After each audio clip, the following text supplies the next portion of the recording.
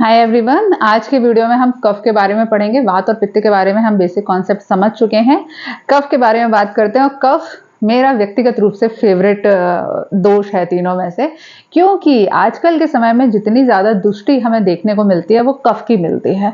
वात और पित्त सामान्य रूप से सामान्य अवस्था में रहते हैं, या एटलीस्ट जब वात और पित्त प्रकोपित होते हैं तो पेशेंट को समझ में आ जाता है, पता चल जाता है कि इन दोनों की प्रॉब्लम है, हम उसे ठीक कर सकते हैं इजीली। कफ ये होता है, ये बड़ा कॉम्प्लिकेटेड डिसऑर्डर होता है। कफ का इंपॉर्टेंस बताने के लिए मैं आपको केवल एक एग्जांपल दे रही हूं कि कफ ना है वो नमक की तरह है, गुड़ में नमक की तरह नहीं है। ध्यान रखना, गुण के लिए बात नहीं कर रही मैं, मुहावरे समझाने के लिए आपको बात कर रही हूँ कि कफ जो होता है ना वो नमक की तरह होता है। नमक की तरह मतलब बहुत कम चाहिए।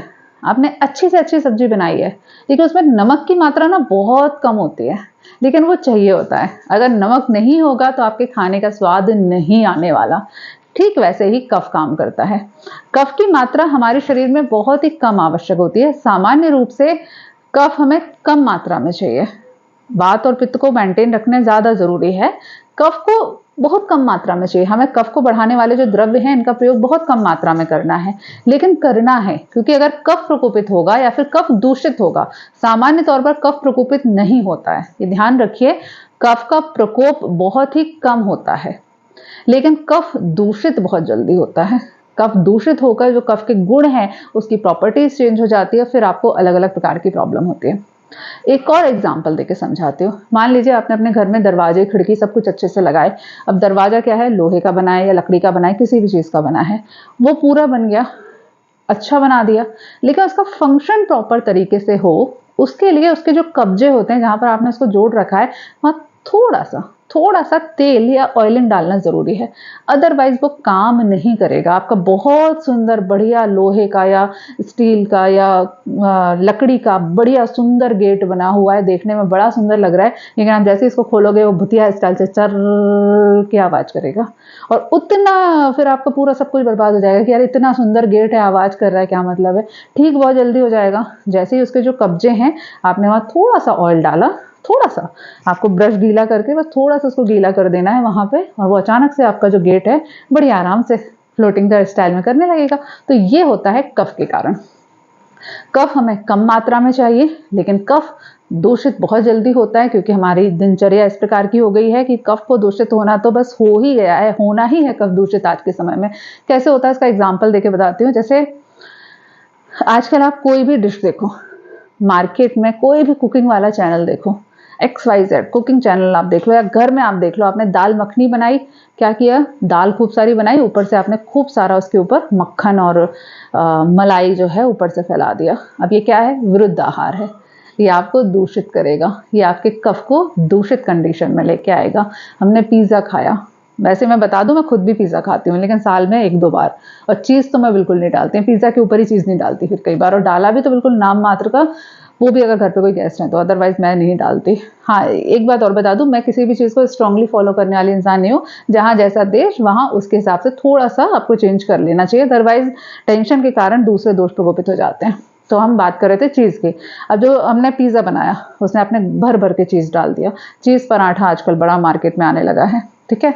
आपने जो भी खाना बनाया उसमें आपने खूब सारा तेल डाल दिया, फिर तेल में तल के आप सामान निकाल रहे हो, आपकी जो सब्जियां हैं वो तेल में तल के आप बना रहे हो। तो ये सारी चीजें क्या करेंगी, आपके कफ को दूषित करेंगी, प्रकोपित नहीं करेंगी, दूषित करेंगी।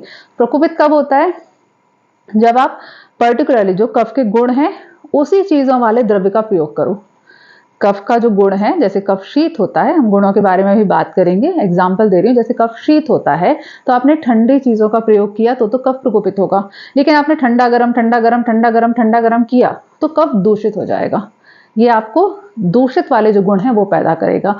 इसमें आपका कफ प्रकोपित नहीं हुआ है, कफ दूषित हो गया है, आपके जो कफ है उसकी प्रॉपर्टीज चेंज हो गई है, वो अपने नॉर्मल फंक्शन में काम नहीं कर पा रहा है, जिसकी वजह से आपको बीमारियां पैदा हो रही हैं, ठीक है। तो कफ एक बहुत इंपॉर्टेंट डिसऑर्डर, इंपॉर्टेंट दोष है जिसके बारे में हम आज समझते हैं।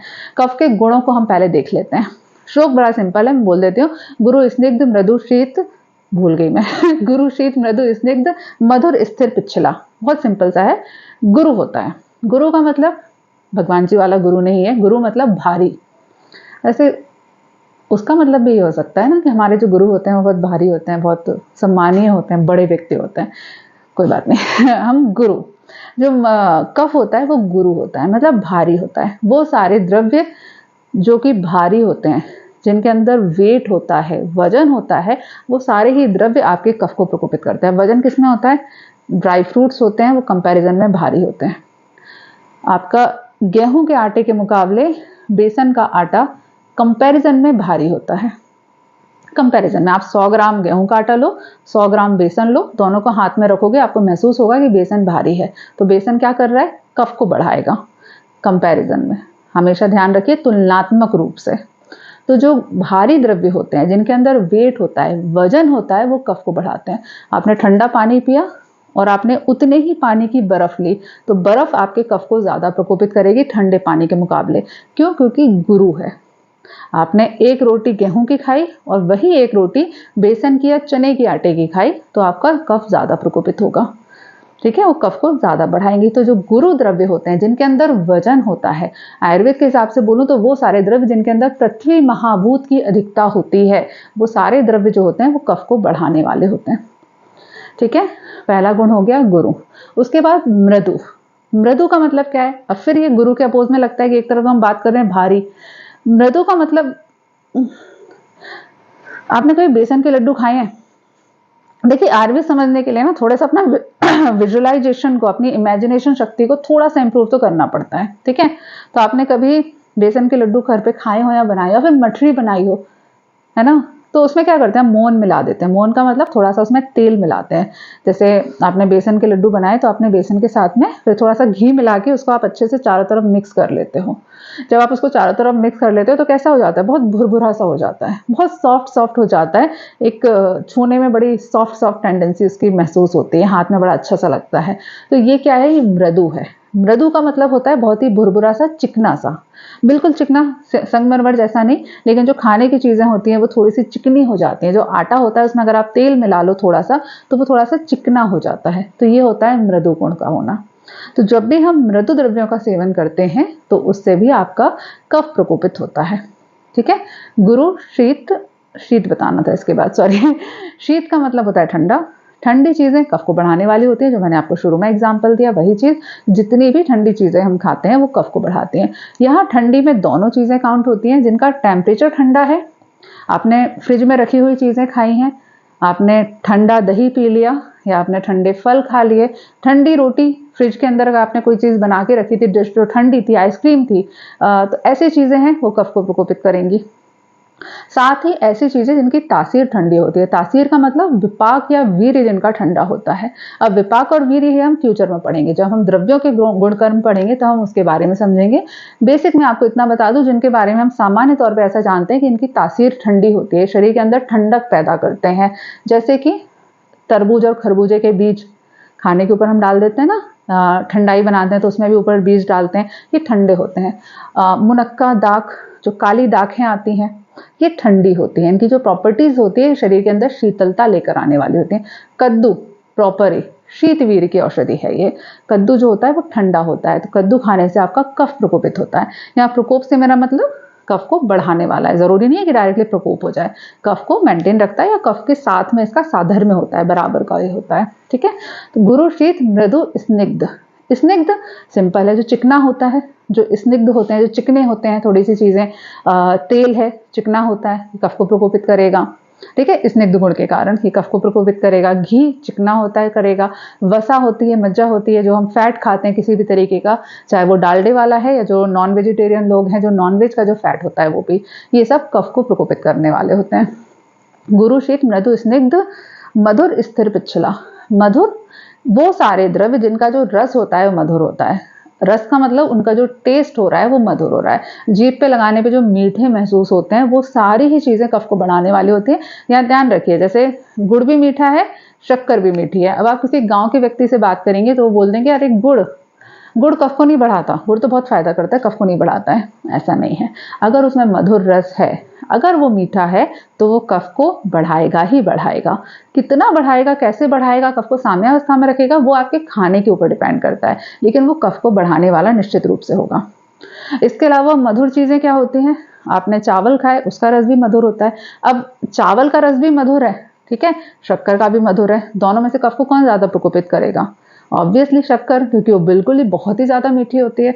चावल होते हैं, गेहूँ होते हैं, ये हल्के मीठे होते हैं, तो ये कफ को सामान्य अवस्था में रखेंगे या हल्का प्रकोपित करेंगे। तो जो भी मधुर रस का है, अगर हम फलों में देख लें, केला जो होता है कफ को बढ़ाने वाला होता है कि बहुत मीठा होता है। आम अपेक्षाकृत कफ को कम बढ़ाता है ना। आम खाने से कफ डायरेक्टली प्रकोपित नहीं होता। जो आप देखते हो ना सर्दी जुकाम खांसी हो जाता है, वो पित्त के कारण होता है। कि जो आम होता है ना, वो मधुर अम्ल रस होता है, तो वो पित्त को भी प्रकोपित करता है अगर वो अच्छे से पका हुआ नहीं हो तो। जो अच्छे से पका हुआ आम होता है ना, उसको खाने से कभी सर्दी जुकाम खांसी मुंह पाक ये सब नहीं होता है। जो पिंपल्स निकलते हैं, जो होठ के आसपास छोटे छोटे से दाने हो जाते हैं ना, लोग बोलते हैं ज्यादा आम खा लिए उस वजह से, वो खट्टे आम आपने खा लिए उस वजह से होता है। विदग्ध कंडीशन में जो अच्छे से नहीं पका था उसे आपने खा लिया। ठीक है, तो मधुर रस हो गया। जो कुछ भी मधुर है, केला मधुर है तो ये कफ को बढ़ाता है। ठीक है, आम अगर अच्छे से पका हुआ है तो वो कफ को बढ़ाता है। अध पका रहे, थोड़ा सा कच्चा रहे, तो वो कफ के साथ में पित्त को बढ़ाने वाला होता है। और ऐसे एग्जाम्पल आपको दूं तो मुनक्का दाग, अंगूर, काले अंगूर सफेद अंगूर दोनों ही, ये जब मीठे होते हैं तो कफ को बढ़ाने वाले होते हैं, हल्के खट्टे होते हैं तो पित्त को बढ़ाने वाले होते हैं। जो तरबूज होता है ये कफ को साम्य अवस्था में रखने वाला होता है, क्योंकि तरबूज के अंदर पानी की मात्रा बहुत ज्यादा होती है। पानी मधुर रस प्रधान होते हैं सामान्य तौर पे। जितना भी पानी होगा जो किसी भी फ्रूट्स के अंदर मिलेगा, वो सामान्य तौर पे मधुर रस होते हैं और कफ को बढ़ाने वाले होते हैं। तो जो तरबूज है ये कफ को बढ़ाने वाला होता है। ठीक है, तो ऐसे जितने भी मधुर रस प्रधान द्रव्य हैं, यदि उनके अंदर मधुर रस है, अगर वो खाने में मीठे लग रहे हैं, तो वो कफ को निश्चित रूप से बढ़ाएंगे। ठीक है, तो अपन ने मधुर रस का पढ़ लिया। उसके बाद स्थिर और पिच्छल। स्थिर का मतलब ऐसे द्रव्य जो लगभग कठिन के आकार के जो होंगे, जो भारी होंगे, जो स्थिर रहेंगे, वो आपके कफ को बढ़ाएंगे। इसके ज्यादा एग्जाम्पल नहीं मिलते हैं क्योंकि इसको समझना थोड़ा सा मुश्किल है। पिच्छल हम देख लेते हैं। पिच्छल का मतलब होता है वो द्रव्य जो लिसलिसे होते हैं, जिनके अंदर बहुत ज्यादा रेशे होते हैं। आपने जो रेशे वाले आम खाए होंगे कभी, तो है ना, जो इसमें बहुत रेशे होते हैं, अगर आप उनको खाओ तो दांत के अंदर उनके रेशे फंस जाते हैं। तो ऐसे जो द्रव्य होते हैं, जो रेशेदार होते हैं, जो लिसलिसे होते हैं, ये कफ को बढ़ाने वाले होते हैं। जितनी भी जेली होती है मार्केट में आती है ना, जेली आती है, ये सारे अपने पिच्छल गुण के कारण कफ को बढ़ाने वाली होते हैं। अगर आपने खाना रात में रख दिया हो, फर्मेंटेड फूड जो होते हैं, आपने इडली बनाने के लिए रात को खमीर उठाया और रख दिया, तो सुबह के टाइम पे वो थोड़ा सा पिच्छल हो जाता है, तो ये कफ को बढ़ाने वाले हो जाते हैं। आपका इडली डोसा है, रात में रखा हुआ जो भी चीज़ है, ये आपके कफ को बढ़ाने वाले होते हैं, जो आपने फर्मेंटेड कर लिया, क्योंकि उनके अंदर पिच्छल गुण आ जाता है। उनकी जो प्रॉपर्टीज होती है वो पिच्छल हो जाती है।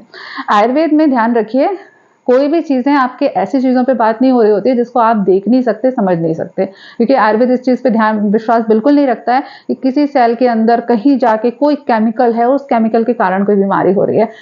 ऐसा कुछ नहीं। जो इस संसार में हो रहा है वही आपके शरीर में हो रहा है। आप इस संसार से अलग नहीं हो। आयुर्वेद समझने के लिए आपको थोड़ा सा आध्यात्मिक होना पड़ेगा।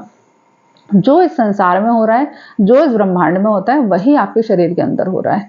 जो चीजें, जो हवा का जो मौसम, जो हवा जिस गति से चल रही है, वो जिस तरीके से पेड़ों को प्रभावित करेगी, जिस तरीके से चींटों को, कुत्तों को प्रभावित करेगी, वैसे ही आपको प्रभावित करेगी। तो आयुर्वेद ना आध्यात्मिक शास्त्र है। इसको पढ़ने के लिए आपको अपने दिमाग को थोड़ा सा ओपन करना पड़ेगा, थोड़ा सा आध्यात्मिक होना पड़ेगा। अपने आसपास की चीजों को, आसपास जो चीजें हो रही हैं, प्रकृति में हो रही हैं, उसको थोड़ा सा समझना होगा, थोड़ा ऑब्जर्व करना होगा, थोड़ा सा रिस्पेक्ट देनी होगी इसको, तभी वो समझ में आएगा, है ना। ये सारे गुण आपको प्रकृति में हर जगह दिखाई देते हैं। अब ये जो गुण है, ये खाने पीने की चीजों के हैं, साथ ही साथ मानसिक भी है। आप जब मेडिटेशन करते हो, शीत होता है, ठंडा महसूस होता है, आपको यहाँ पे इस जगह पे ठंडा महसूस होने लगता है, दिमाग शांत होता है, उस समय पर आपके शरीर के अंदर कफ अवस्था जा रही होती है, कफ प्रकोपित हो रहा होता है, कफ बढ़ रहा होता है ना, क्योंकि शीत गुण है। जब आप मीठा बोलते हो, मधुर रस बोलते हो, आप अच्छी, अगर आप मान लो आंख बंद करके आराम से लेट जाओ और एक सॉफ्ट रोमांटिक, प्यारी, रोमांटिक भी हो सकती है, वात्सल्य वाली भी हो सकती है, आध्यात्मिक भी हो सकती है, प्यारी प्यारी सी कोई, या तो कोई मेडिटेशन कर रहा है या लोरी गा रहा है, तो क्या होता है, बढ़िया आराम से नींद आ जाती है, क्योंकि मधुर रस के कारण कफ आपका प्रकोपित होता है, कफ के कारण आपको नॉर्मल तरीके से नींद आती है। ठीक है, तो ये जो मैंने गुण बताए, ये आपके आहार के भी हैं और आपके मानसिक भी हैं, ध्यान रखिएगा इसको, है ना, क्योंकि आयुर्वेद में दोनों ही चीजें इक्वली इंपॉर्टेंट होती है। आपने खाना क्या खाया केवल उससे इंपॉर्टेंट नहीं है, आपके दिमाग में क्या चल रहा है, आपका व्यवहार कैसा है, उससे भी फर्क पड़ता है। ठीक है, तो ये हो गए।